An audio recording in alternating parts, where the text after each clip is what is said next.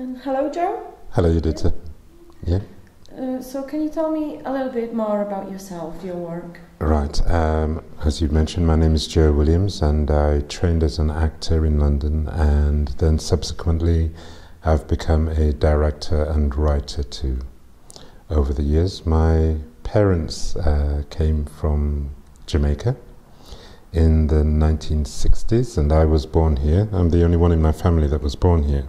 So that gives me a unique voice in my family. My 10 brothers and sisters were all born in Jamaica and came to Britain when I was around 5 years old. So that was a culture shock for me. And as an artist, that plays a big role in my life, because I grew up with people with different stories and different experiences and a different awareness of history. And I grew up here feeling, oh, these two things don't quite connect. And so that kind of summarizes myself as well. I need to connect that history within myself. So therefore I need to pull these narratives together, and I think that that friction is what makes me the artist that I am.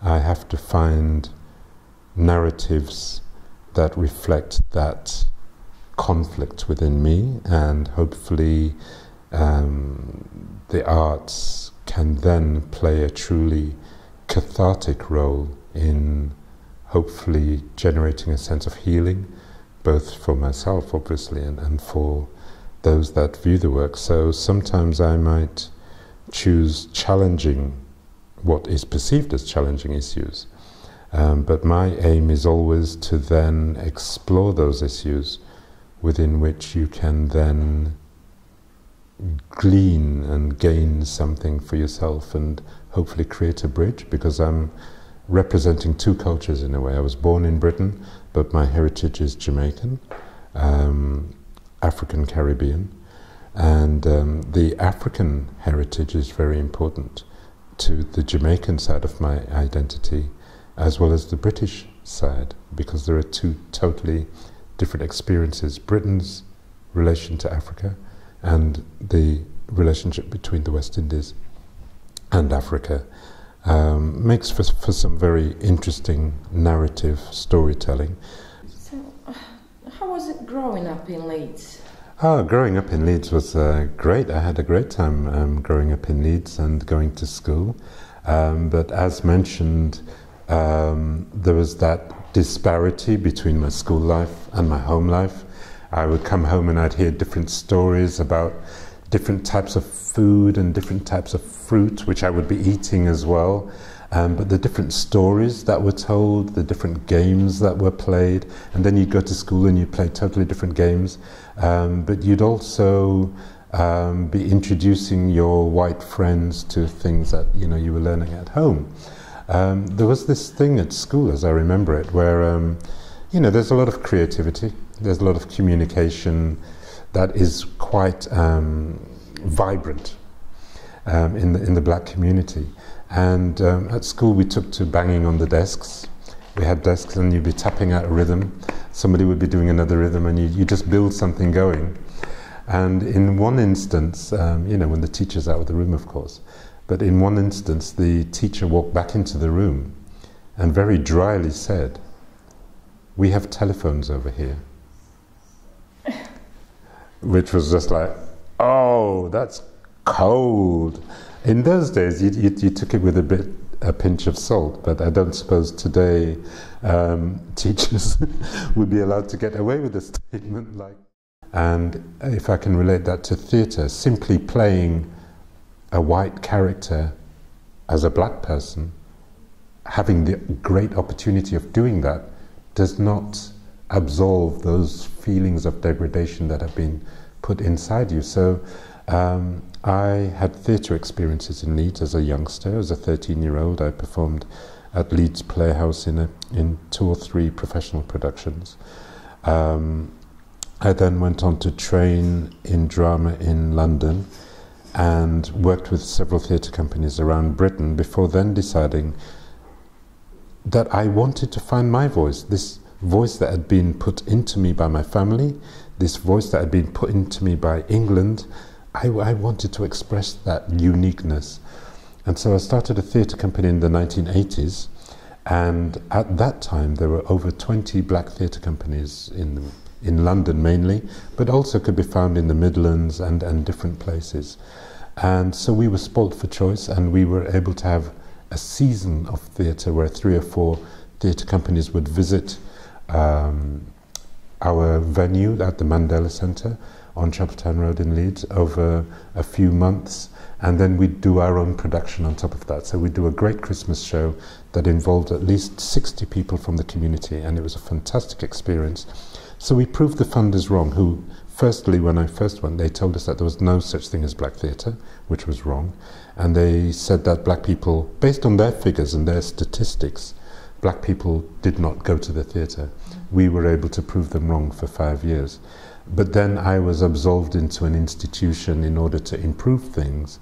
But I think through in Yorkshire there is a sense of corruption in terms of institutional and community development that detracts from community development. So therefore, I didn't arrive at that stage of community development. I think it was more a relationship of exploitation. And so therefore I've gone back freelance again and working for myself and actually being more productive in doing so. And so it's been a real struggle to see from 20 black theatre companies nationally, then Equal Opportunities comes along, a lot of funding comes along with that, and people think that black people got that funding. But it was the institutions who soaked up that funding, and some of that funding actually substituted their deficits and was not put into the infrastructural development of black theatre or black arts. And I don't know if that funding will ever come back again. And so what we have now, the institutions, in order to cover that embarrassment, they have a lot of funding to give to black arts development, but instead they will put it into middle scale, middle class, you might say, production, which then misses the people, and the people that I definitely want to communicate with, the people who supported me as an artist, the people who I feel I've let down because I said, oh no, the institutions will come through, there's all this funding, there's equal opportunities now, it will be delivered, and it was never delivered. But I still keep going, and thankfully people still support me. They'll still come out and see the work, because I want to do work that talks to them, not that talks to middle class exclusive audiences. 3 plays on the go between these 2 months of October and November.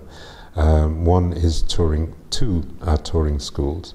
One I've recently performed in Bradford at Theatre in the Mill and at the Leeds Museum, for example. And they're all African narratives that relate to Yorkshire. And it's important to have a relevance in your art, and I choose that kind of genre, African narratives that relate to Yorkshire specifically, because I'm speaking largely to a Yorkshire audience. But this has been part of a very long path, because that information isn't immediately accessible and certainly isn't widely circulated. It's almost a sub-narrative.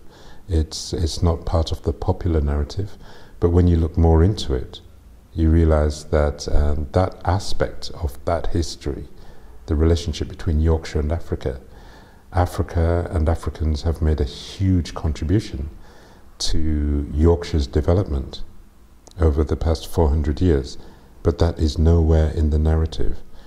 One of the most important tourist attractions in Yorkshire is Harewood House.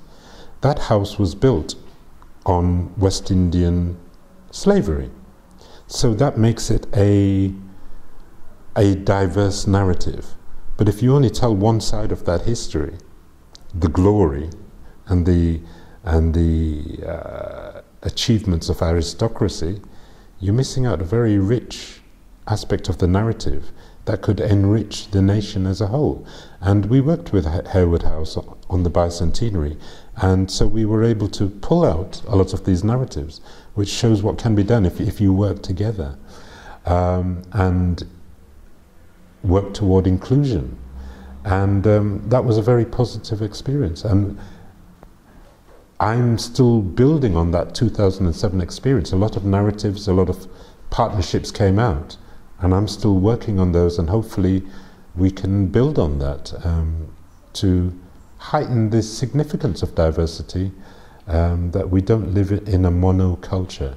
It's a very diverse culture in terms of sexuality, in terms of race, in terms of religion and ideologies, and all of that makes Yorkshire a very rich place, and it should be celebrated.